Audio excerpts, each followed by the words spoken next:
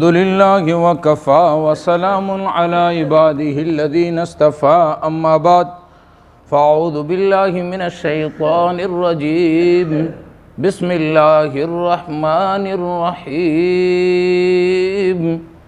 نحن نقص عليك نبأهم بالحق إنهم فتية آمنوا بربهم وزدناهم هدى سبحان ربك رب العزة عما يصفون وسلام على المرسلين والحمد لله رب العالمين اللهم صل على سيدنا محمد وعلى آل سيدنا محمد وبارك وسلم اللهم صل على سيدنا محمد وعلى آل سيدنا محمد وبارك وسلم اللهم صل على سيدنا محمد وعلى آل سيدنا محمد وبارك وسلم۔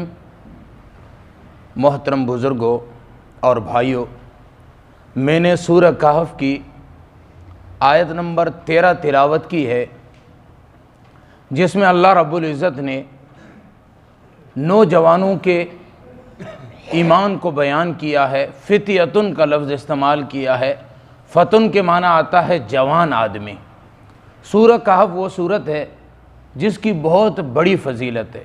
جمعے کے دن جو شخص سورہ کہف پڑھتا ہے، اللہ رب العزت اس کی وجہ سے زمین کو نور سے بھر دیتے ہیں۔ آج چونکہ ظلمت ہے، اس وجہ سے جمعے کے دن سورہ کہف کا اہتمام کیا کریں۔ اور دوسرا یہ کہ حدیث میں آتا ہے جو شخص سورہ کہف پڑھتا ہے اگلے ہفتے تک، اگلے جمعے تک اگر دجال بھی نکل آئے تو اللہ رب العزت دجال کے فتنے سے انسان کو بچا دیتے ہیں۔ اور اگر پوری نہ ہو سکے کم سے کم سورہ کہف کی 10 آیات ہی پڑھ لے، لیکن اہتمام کے ساتھ سورہ کہف کی تلاوت کی جائے، اس سے اللہ رب العزت بڑے بڑے فتنوں کی سر سے حفاظت فرماتے ہیں۔ سورہ کہف وہ سورت ہے جس کے اندر اللہ رب العزت نے ایمان والوں کا، اللہ کا نام لینے والوں کا تذکرہ کیا، اور پھر ان کے مقابلے میں باطل طاقتیں، مادی طاقتیں، ان کا بھی تذکرہ کیا۔ لیکن سورہ کہف نے اور پورے قرآن کو دیکھیں تو بھی جب بھی مادی طاقتیں ایمانی طاقتوں سے ٹکراتی ہیں، اللہ رب العزت اخیر میں فتح اور اخیر میں اللہ رب العزت کامیابی ایمان والوں کو عطا فرماتے ہیں۔ اللہ رب العزت نے نوجوانوں کا قصہ بیان کیا، نحن نقص علیک نبأہم بالحق۔ محبوب، ہم آپ کو ایک قصہ بیان کرتے ہیں خبر کے ذریعے سے، اور وہ خبر بالکل حق ہے، پکی ہے۔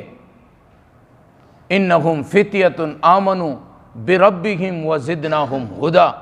وہ ایمان والے جنہوں نے ہمیں اللہ کہہ دیا، ہم پر ایمان لے آئے، ہم نے ان کو ہدایت دے دی۔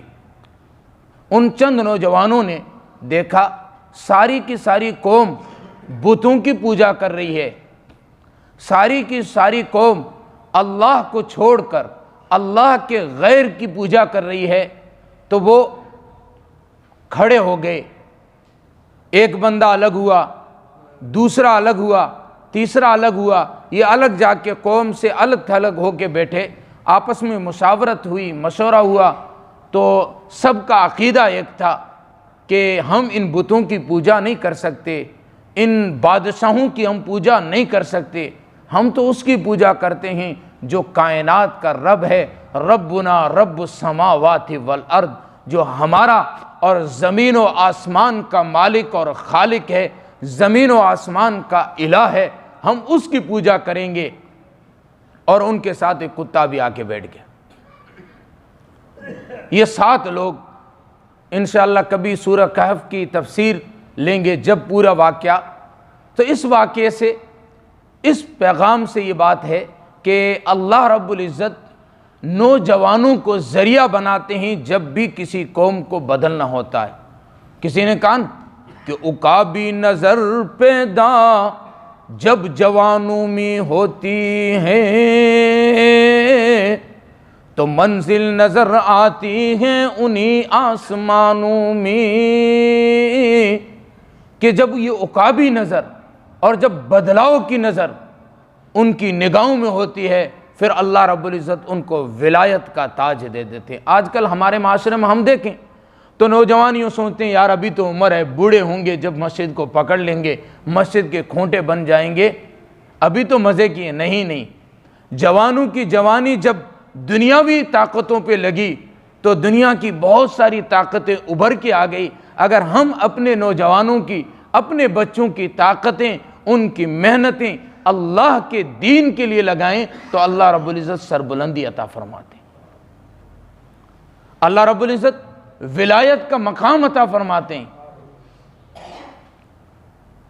یہ بھی نوجوان تھے، کیوں کہ جب بوڑھا آدمی عبادت کرتا ہے تو اس نے اپنی خواہشات کو ختم کر دیا ہے، ختم ہو گئی ہے، لیکن نوجوان کی خواہشات اندر ہے، ہر چیز اس کی جوانی بھی اس کے جسم میں ہے، اس کے باوجود وہ اللہ رب العزت کے سامنے سجدہ کرتا ہے، اس وجہ سے اللہ رب العزت کو بہت پسند ہے۔ در جوانی توبہ کردن شیوائے پیغمبری، جوانی کے اندر توبہ کرنا، جوانی کو، اپنی صحت اور تندرستی کو، اپنی طاقت کو اللہ کے لیے لگانا، یہ شیوائے پیغمبری ہے، پیغمبرانہ خصلت ہے۔ اور بڑھاپے میں تو آگے علامہ رومی رحمۃ اللہ فرماتے ہیں، علامہ سعدی کا یہ شعر ہے، فرماتے ہیں کہ بڑھاپے میں تو شعر بھی صوفی بن جاتا ہے کیونکہ اس سے چلا نہیں جاتا ہے۔ تو دوستو، جب اللہ نے ہمیں ہمت دی ہے، طاقت دی ہے، اس طاقت کو ہم اللہ کے لیے لگائیں۔ ان نوجوانوں نے لگایا، اللہ رب العزت نے سورہ کہف میں ان کا تذکرہ آج تک باقی رکھا ہے کہ وہ لوگ جو اللہ پر ایمان لائے، اللہ رب العزت نے ان کو ہدایت والا بنا دیا۔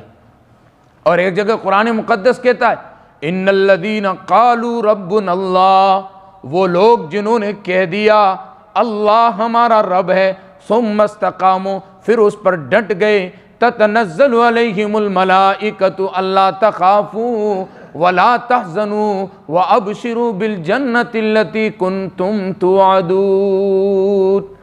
وہ لوگ جو ایمان لائے پھر استقامت اختیار کر لی، وہ لوگ جنہوں نے شریعت کے موافق زندگی کو بنا دیا، سنت کے موافق زندگی کو بنا دیا، چہرے پہ داڑھی کو سجا دیا، لوگ انہیں چڑھاتے رہے بابا بابا کہہ کر، انہوں نے سنت کے موافق کیا کام، برادری والے چڑھاتے رہے کہ تم نے یہ کیا کر دیا ہے، ساری چیزوں کو برداشت کیا اللہ کے لیے، سب کچھ کو برداشت کیا۔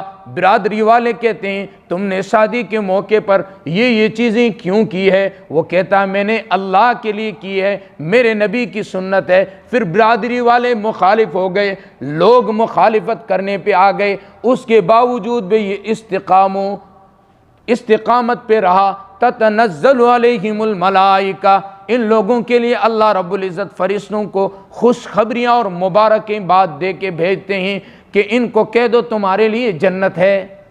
جنت کے لیے قربانیاں دینی پڑتی ہے۔ دنیا اللہ رب العزت نے آزمائش کی جگہ بنائی ہے۔ لوگ بہت سارے آتے ہیں کہتے ہیں یہ پریشانی یہ پریشانی، اور میں کبھی کبھی ہنستے ہوئے کہا کرتا ہوں کہ یار جنت کے مزے یہیں دنیا میں تھوڑے لوٹے جائیں گے، دنیا میں ہے پریشانیاں، لیکن پریشانیوں سے کہہ دو میرا رب بڑا ہے، میرے رب کی طاقتیں بڑی ہے۔ اس لیے متکلم اسلام مولانا الیاس گھمن صاحب حفظہ اللہ ایک دعا مخصوص انداز میں بتاتے ہیں۔ حضرت فرماتے ہیں کہ 11 مرتبہ درود شریف پڑھ لے، اور اس کے بعد سورہ حشر کا تیسرا رکوع، یا ایھا الذین آمنوا اتقوا اللہ ولتنظر نفس ما قدمت لغد واتقوا اللہ، یہ پڑھے۔ جب اس میں یہاں پہ پہنچے لو انزلنا ھذا القرآن علی جبل لرأیتہ خاشعا متصدعا من خشیۃ اللہ، تو حضرت فرماتے ہیں اس وقت اپنی پریشانیوں، اپنے کاموں کے بارے میں سوچے کہ میرے رب کی رحمتیں بڑی ہیں، میرے کام اور میری پریشانیاں بڑی نہیں ہیں، اس سے بھی بڑی میرے رب کی رحمتیں ہیں۔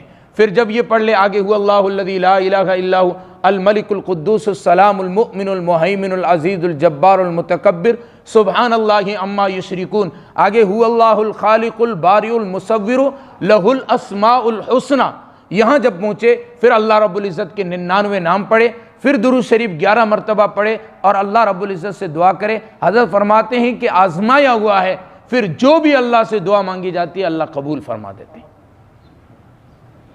اللہ کے نام یہ اوپر ہمارے یہاں لکھے ہوئے ہیں، اگر ہم مسجد آتے ایک مرتبہ بھی پڑھ لیں انشاءاللہ ایک مہینے میں ہم کو یاد ہو جائیں گے۔ اور حدیث میں آتا ہے جس کو اللہ رب العزت کے 99 نام جسے اسماء حسنہ کہا جاتا ہے، یہ جس کو بھی یاد ہو اللہ رب العزت اس کو جنت عطا فرمائیں گے۔ بہت آسان سا سودا ہے۔ تو بہرحال میں عرض یہ کر رہا تھا کہ دنیا میں پریشانیاں ہیں، دنیا میں تکلیفیں ہیں، لیکن یہ دنیا ہے بھی تو آزمائش کی جگہ۔ کسی نے کہا کہ دریں دنیا کسے غم نہ باشد، گر باشد تو بنی آدم نہ باشد، کہ دنیا میں کوئی بغیر غم کے ہے ہی نہیں، اگر کوئی ہے تو پھر وہ جانور تو ہو سکتا ہے، بنی آدم تو نہیں۔ تو اس لیے جب اللہ کا نام لیں گے، اللہ کے دین کا کام کریں گے اور بدعت کے مقابلے میں سنت کو اپنائیں گے تو لوگ برا بھلا تو کہیں گے، لیکن ہمیں ڈٹ کے رہنا ہے، اللہ رب العزت کا جو حکم ہے اسے پورا کرنا۔ یار ہم پیدا ہی اس لیے کیے گئے ہیں اللہ کے احکامات کو پورا کریں، اور اللہ نے ہمیں مسلمان بنایا ہی اس لیے ہے کہ ہم تسلیم کریں، مانیں، جب ایمان والے ہیں تو مانیں۔ وہ ستیزہ کار رہا ہے ابد امروز، چراغ مصطفی سے شرار بو لہبی، یہ شروع سے آخر تک رہنا ہے۔ جب بھی حق آئے گا، حق کے مقابلے میں باطل آئے گا، تو سورہ کہف کے اندر بھی اللہ رب العزت نے یہی پیغام دیا ہے۔ اور سورہ بنی اسرائیل کے اندر اللہ رب العزت فرماتے ہیں قُلْ جَاءَ الْحَقُّ وَزَهَقَ الْبَاطِلُ إِنَّ الْبَاطِلَ كَانَ زَهُوقًا۔ جب بھی حق کے مقابلے میں، ایمان کے مقابلے میں مادی چیزیں آتی ہیں، باطل چیزیں آتی ہیں تو وہ ٹکرا کے ٹوٹ جاتی ہے، اور باطل نے ٹوٹ کر ہی رہنا ہے۔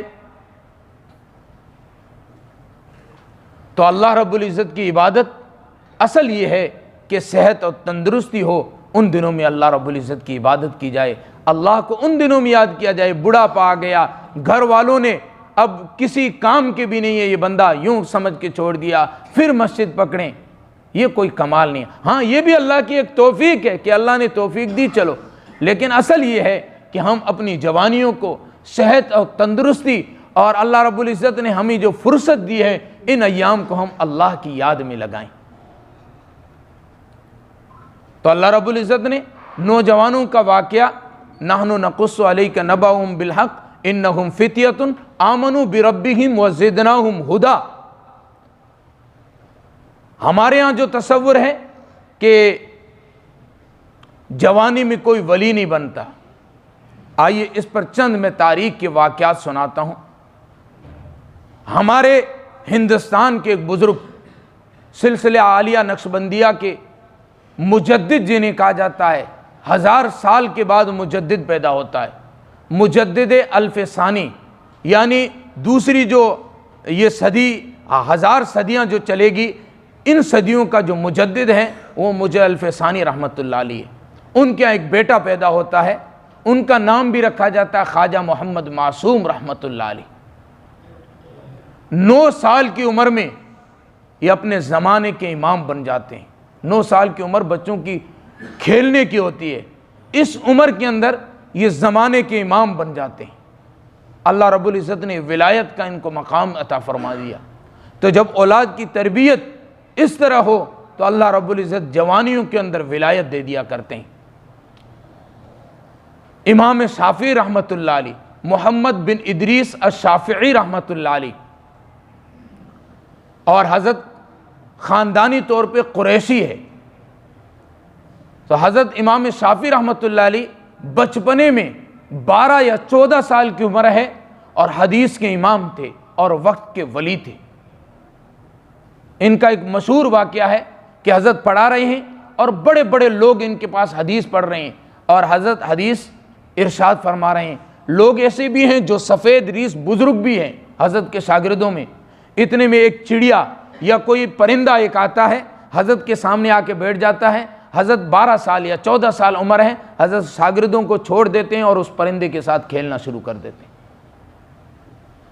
بتانے کا مقصد کہ اللہ رب العزت کی عبادت کر کے نور ولایت جوانی میں بھی لیا جا سکتا ہے، اور جو جوانی میں نور ولایت عطا ہوتا ہے وہ اس کی کیفیات ہی عجیب ہوا کرتی ہے۔ اس لیے آج ہمارے اندر دین کی بے طلبی کی وجہ سے، ایمان کی کمزوری کی وجہ سے ہمارے نوجوانوں کا ذوق ادھر کی سائڈ بنا ہوا ہے۔ تاریخ نے وہ زمانہ بھی دیکھا ہے کہ جب نوجوان آپس میں بیٹھتے تھے تو لڈے اور یہ موبائل کے گیموں کی بات نہیں کیا کرتے تھے، حدیث اور قرآن کے علوم کی باتیں کیا کرتے تھے۔ تاریخ بھری پڑی ہے ایسے واقعات سے کہ نوجوان عشاء کے بعد دو نوجوان کھڑے ہو جاتے ہیں اور ان میں حدیث اور قرآن کے دلائل پر گفتگو چل پڑتی ہے، اور یہ گفتگو اتنی لمبی ہو جاتی ہے کہ صبح فجر کی اذان ہو جاتی ہے۔ آج ہماری نوجوان نسل کدھر گئی؟ موبائل ہاتھ میں ہیں اور پوری رات گزر گئی، پتہ ہی نہیں چلا۔ تیری محفل بھی گئی، چاہنے والے بھی گئے،